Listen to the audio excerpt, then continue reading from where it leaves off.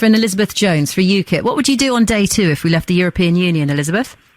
Day 2, we would get the accountants in, work out exactly how much money we have in the UK and how much money is remaining in the EU with various trade agreements and whatever, and what we can bring back from the EU into this country. We would also work out trade agreements with the respective countries in the EU to set up regular trade, because the EU and the countries in the EU are still wanting to trade with us.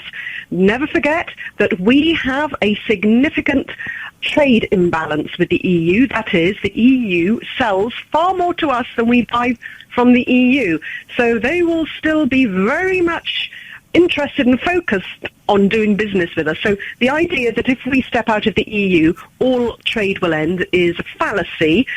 Furthermore, in the first 3 trading months of this year, up to March 2014, I think for the first time, I think we got about 60%, is between 55-60% of our trade overseas was done outside the EU. Why then, explain to me then, Elizabeth, how the Kent Invicta Chamber of Commerce did their own study, which demonstrated 69% of Kent businesses want to stay in the EU. They don't agree with you.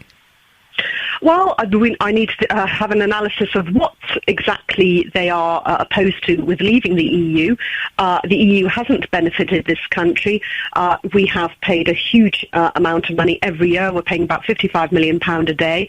I think over about a 10-year period, we've actually paid £85 billion of our own tax money into the EU Dream project. It's an unbending organisation. It will not move with us. It will not take on board our concerns. Viviane Reding, one of the leading EU commissioners, said quite clearly in February of this year that there shall be no concession.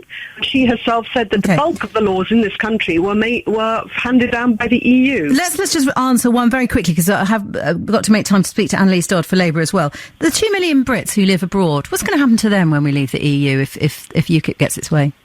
Well, I'm sure they'll stay put and enjoy their sunny lifestyle abroad. And the majority of these Brits are mature, have their own capital. You just got to hope that those countries allow them to. You just got to cross your fingers and hope. There's no reason for those countries to expel them. I'm sure they're not engaged in criminal activities.